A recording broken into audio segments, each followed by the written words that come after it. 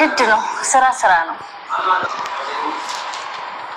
እኔ ምልሽ ጉዳዩን ዝና ያውቀዋል ብለሽ ነበር አዎ ያውቃል ብሩክ አደንዛዥ ወደ ታይላንድ ይዞ ከወጣ በኋላ ከሰዎች ጋር ከተስማማ በኋላ ገንዘብ ተቀብሎ ከዷቸዋል ቆይ ምን አድርጎ ነው ካዳቸው የሰጡትን ዕቃ ቆሻሻ ገንዳ ውስጥ ጥሎ ልጁን አሳክሞ ተመለሰ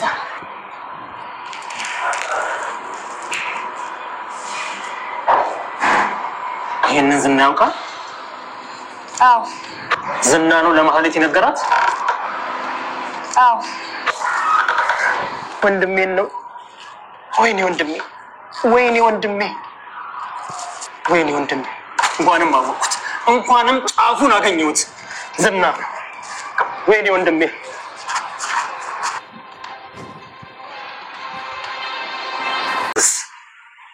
መቼም ደህና ነኝ እንድልሽ አትጠብቂም አይደለ እሺ ቀደም ያገኘከው ሰው ምን አለክ አይተይ ምንም አይጠቅምሽ ለማንኛውም ምሳሌን ከቤት እንዳታስወጫት ትምህርት ቤት የትም እንዳትሄድ ትምህርት ቤትም ቢሆን እኔ ራሴ እጄ ነግራቸዋለሁ ምንድነው የተፈጠረው መድብል ምንድነው ለምንድነው ቆይ ማትነግረኝ ቅድስት ተረጋጊ እንጂ ምን ሆነሻል እና ታዲያ ለምንድነው ትምህርት ቤት ማትሄደው መሄድ ስለሌለባት ምን ልታደርግ ነው እሺ ወንድሜ እንደሞተ ወይ ደግሞ በህይወት እንዳለ ዛሬ አረጋግጣለሁ ስለምን ሞት ነው ቆይ የምታወራው ቅድስት ብሩኬ ከዚህ ክፍል ከወጣ በኋላ ይሄን ቤት እንዴት ነበር ያገኘሽው በሩን ክፍት ነበር ያገኘሁት ምንም ያገኘሽው ነገር የለም ሌላ አንድ ቲሸርት አግኝቼ ነበር የብሩክ ነው ምን አይነት ቲሸርት ላምጣው እንዴ አዎ አምጪ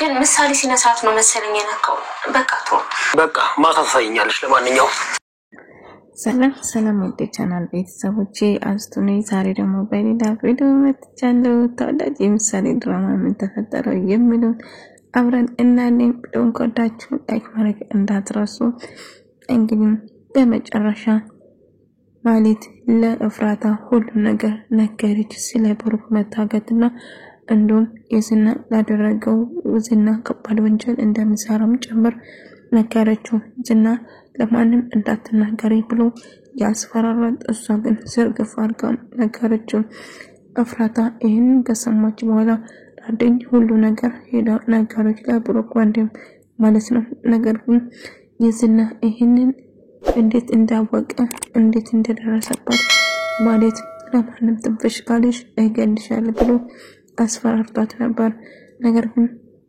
ታደኝ አሁን ዝና በእጅ ገብቷል ስለዚህ ወንድሜ ያለበት ሁኔታ ዝና በደንብ ያውቃል ስለዚህ የሚወስደኝ የሚማራን ዝና አግቼ ዝና ብቻ ነው እያለ ነበር ነገር ግን አንቺ ነሽ ሁሉ ነገር የተናገርሽው አንቺ ተናግረሽ ከሆነ የቤቱን ጉዳይ ብትረሺ ይሻልሻል እኔ አሳልፈሽ ለጣላቶች ሰጥተሽኛል ስለዚህ መቼም እቀራልልሽም ላንቺ ሞት ነው የሚገባ ጭራሽ ቤት ምናምን ትያለሽ ታቀልሽ ብሩክ በጊዜ ነው አንቺን የተገላገለሽ አንቺ የማትረቢ አንቺ ደደብ እያለች ሰድባት ነበር ነገር ግን እሷ እኔ ምንም ያልኩት ነገር የለም ብላ ትግደዋለች ታዲያ ይህንን ነገር ከማሌላ ሰው ጋር አውርቻለሁ እንዴ ያወራሁት ካንቺ ጋር ብቻ ነው እንጂ ማንንም እንዳንቺ ተጫወተብኝ ማንንም የለም ትሰሚኛለሽ እንዴት እኔ እንደዚህ ታረጋለሽ ጭራሹ ላንቺ ቤት ለገዛሳስብ አንቺ ላንቺ ቤተሰውን የሚገባሽ ጎዳና ላይ ብትኖሪ ይሻልሻል ብሎ እየሰደባት ነበር ዳታና ሞገስ ስለ ብሩክ መጥፋት ሁሉም ሰው ተጨንቋል ብሩክ አንድ ነገር ሊሆን ይችላል አይ ይገሉታል ብላ ታስባለች ሞገስ አይገሉትም ነገር ግን ይመስለኛል ታግተው የሚሆነው ስለዚህ አደኝ ወንድሙ ደግሞ እጅግ በጣም አደገኛ ስለሆነ የከባቱበት ገብቶ ያገኘዋል ስለዚህ ያው አደግ ልጅ ሆኖ ራሱ እጅግ በጣም አደገኛ ሰው ነው ግን ብሩክን ባለፈው ራሱ አንድ ቦክስ ነበር መሬት ተዘርግፎ የዘረጋ እና አሁን ላይ የዝና ይሄን ጫፍ ካገኘ በጨራሽ አይፋታም ማለት ነው ስለዚህ የዝና ይሄንን ነገር ምን ለማድረግ እንደመጣ እንድታጣሪ ነበር የፈለገ። እዝና ግን እኔ ላንተ ምንም አይነት ስሜት አላምረም እንደ ቆንጆ አይደለም እያለችው ተጠይቀው ነበር። ለኔ ምንም አይደለሽ፣ ለኔ ቆንጆ እመቤት እናቴ የምላት ሉላ ብቻ ነው፣ ሉላ ብቻ ነች እንጂ አንቺ ሴት መስለሽ ራሱ አትታይኝ እኔ ብሎ ይነግራታል። ይሄናል አው ሴት መስለሽ አይታይሽም አይገባሽም እንዴ? አንቺ ምንም አይነት ስሜት ያንቺ ቆንጆና ያንቺ ምልት እኔ አያገባኝ ልቤ ላንቺ አይደነግጥም ብሎ ይነግራታል። በዛ ተነሳ ትናደዳለች። ይሄናል እያለችው እና አሁን የብሩክ ወንድም መውጫና መግባ ምን እንደምፈልግና ምን ልሰራ እንዳመጣ እንድታጣራልኝ እፈልጋለሁ ብሏት ነበር። ስላደኝና ስለ ብሩክ ወንድም አንዳንድ መረጃ ለማጣራት እየሞከረ ነበር። ወንድሙ እጅግ በጣም የሚወደውና ለወንድሙ ምን እንደተፈጠረ ስለ ወንድሙ አንዳንድ ነገር ማወቅ እንደሚፈልግ ሁሉ ይሰማል። እንግዲህ ዳጣና ሞገስን ላገኛቸው ባይችልም ነገር ግን አሁን ዳጣም ሞገስን አዱኛ አንድ ላይ ይዝና በጭራሽ መፍራት የለባችሁ፣ አትፍሩ፣ ምንም ነገር ላደርጋችሁ አይችልም። ስለዚህ በመጣ እንኳን ሞት ወይም መግደል ወይም መሞት ነው እንጂ እንደዚህ መፍራት የለብህም ሞገስ እያለ ነበር። እኔ እኮ ድሮ አልፈራም ነበር፣ ነገር ግን አሁን ሉላ እንዳለጣት አፈራለሁ እያለ ነበር። እና ምንም ነገር መፍራት የለብንም ብለህ ታስባለህ እያለ አዎ አትፍሩ። ስለዚህ ቅድስ ብሩክ በጣም ናፍቋት እያየችው ፎቶን እያለቀሰች ነበር። ታሺ እንደው የትገብተ ነው ብሩክ እያለችው ታሺ እያለች ተራ ነበር። ነገር ግን ራሷን መቆጣጠር በማቃት እጅግ በጣም እያለቀሰችና እየተከፋች ፎቶዎቹ እያየችው ብሩክ የትገባ የትሆነ ነው ድምጽ የጠፋ ለምንስ ጠፋ እያለች ተጨናነቅ ነበር። እንግዲህ በመጨረሻ አደኛና ሞገስ አንድ ላይ ይነጋገሩና ዳጣ በቃ ስለ ብሩክ አዲስ ነገር ካለ ሁላችን እንተታውለን መናገር ይኖርብናል። ብሩክ ምንም አይሆንም፣ እሱን በጭራሽ አይሞትም፣ አይጎዳም። ምሳሌ ስለ አባቷ በተደጋጋሚ እየጠየቀች ነበር። አባዬ እኮ እንደዚህ ጠፍታ ቅድስትዬ ግን ምን ሆኖ እንደዚህ የጠፋ? እሱ እኮ አንድ ቀን እንኳን አነሳይ እኮ ማደር እንደማይችል እኮ ነው የምነግረኝ፣ እንደዛ ነው። ነገር ግን አሁን እኮ ሳምንት እኮ አለፈ ቅድስትዬ የአባዬን ድምጽ ሳልሰማ ለስራ እኮ ወደ ፊልድ ሄዶ ነው ምሳሌ ይመጣል። ደግሞ እኮ እያለቀሽ አልነበረም ቅድስትዬ? አባቴን ምን ሆኖ ነው የምታለቅሽ እያለች አያየ አባትሽ ምንም አልሆነም፣ ቤተሰቦቼ ናፍቆኝ እኮ ነው ያለቀስኩት እንጂ ምሳሌ እያለቻት ነበር። ነገር ግን ምሳሌ እንደዛ ነው እንዴ? አዎ ቅድስት እያለች በመጨረሻ ዝና ይገናኙ ነበር።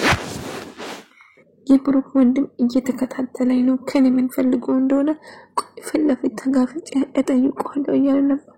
ግን ብሩክ ወንድም በጣም አደገኛና መጥፎ ሰው ነው፣ ብትጠነቀቅ አይፈዝም በዝም እኔ ዝናን የሚፈራው እኔ ማንም አልፈራም ብዬሻለሁ። ስለዚህ ምን እንደምፈልግ እንደው ፍለፊት አግኝቼ እጠይቃለሁ እያላት ነበር።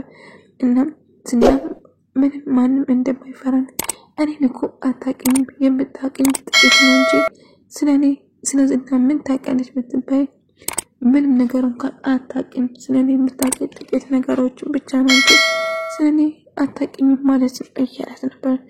ማለት ግን በጣም በፍርሃት ተወጣለች፣ ፈርታለች። ዝና የሚያደርገው ነገር እያንዳንዱ ነገር እጅግ በጣም እያስጨነቃት ነበር። ታዲያ የብሩክ መጥፋት ይሄን ያሳሰበ ብሩክ የት እንዳለ አንተ ታውቃለህ እንዴ?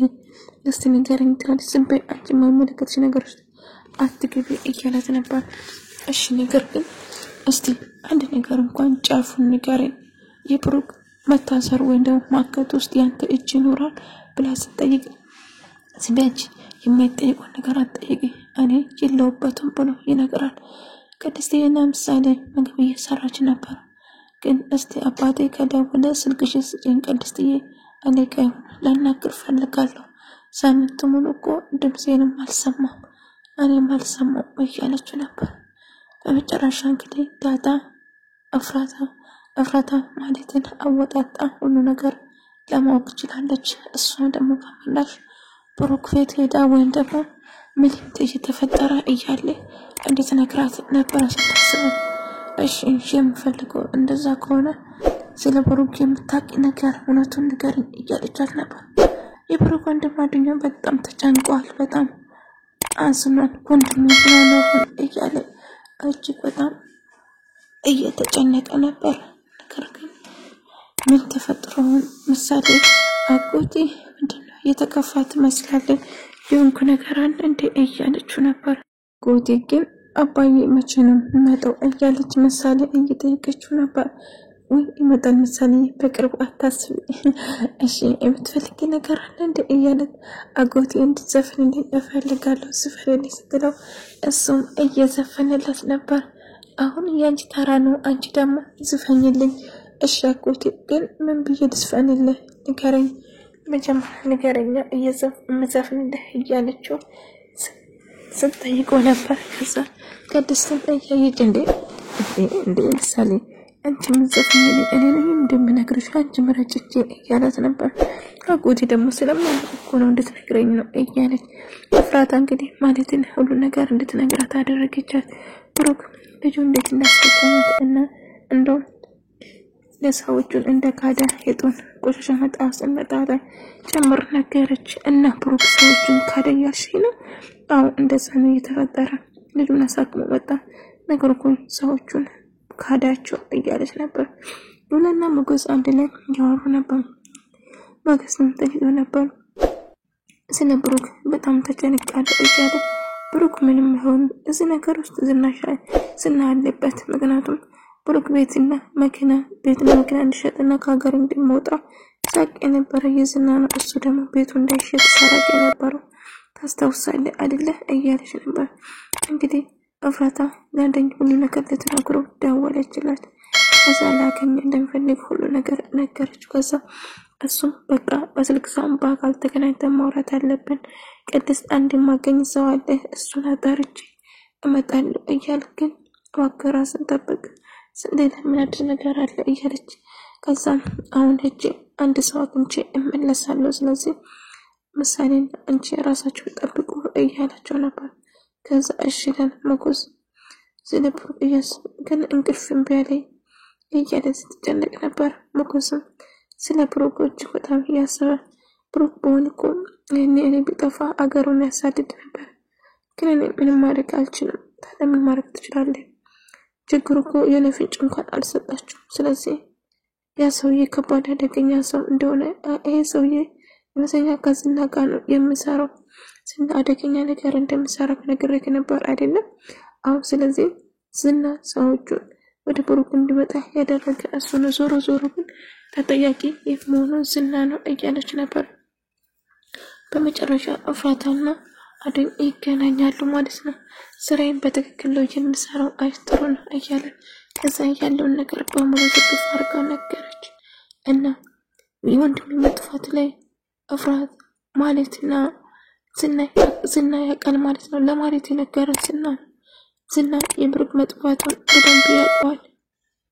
ነገር ግን ሁሉ ነገር ያውቃል እሱ እያለ በጣም ደነገጠ። ታዲያ የወንድም መጥፋት ላይ የዝና እጅ አለበት ማለት ነው። እንደዛ መሆኑ ነው እንግዲህ እያለችም ከተናገረች በኋላ ስታስብ ነበር። ከዛ አደኝ በድጋሚ ወደ ቤት ይመለስና ብሩክ ቅድስት ምንድነው የተፈጠረ ያገኘ ሰውዬስ ምን አደረገ እያለ ቅድስት አሁን ምሳሌ ትምህርት ቤት እንዳትሄድ አንቺና ምሳሌ ከቤት እንዳትወጡ ራሳችሁን ጠብቁ። እኔ ወንድሜ ይሞት ይኖር አላውቅም እሱን ዛሬ ለይቼ እመጣለሁ መሞቱና መኖሩን ስለዚህ ራሳችሁን ጠብቁ እያላት ነበር። ከዛ እሺ ግን በጣም ጨንቆኛል ምን አዲስ ነገር አለ እባክህ ንገረኝ እያለች ነበር። ቅድስት የነገርኩሽ ብቻ ነው ሌላ አዲስ ነገር የለም እባክሽ ከቤት አትውጡ በሩ ዝጉና አብራችሁ ቁጭ በሉ እያለ ነበር። ቅድስት ግን እያለቀሰች በጣም ተሰማት በጣም ተከፋች። ወይኔ ብሩክ ምን ሆነውን ጋሽ እያለች ስታስብና ስትጨነቅ ነበር።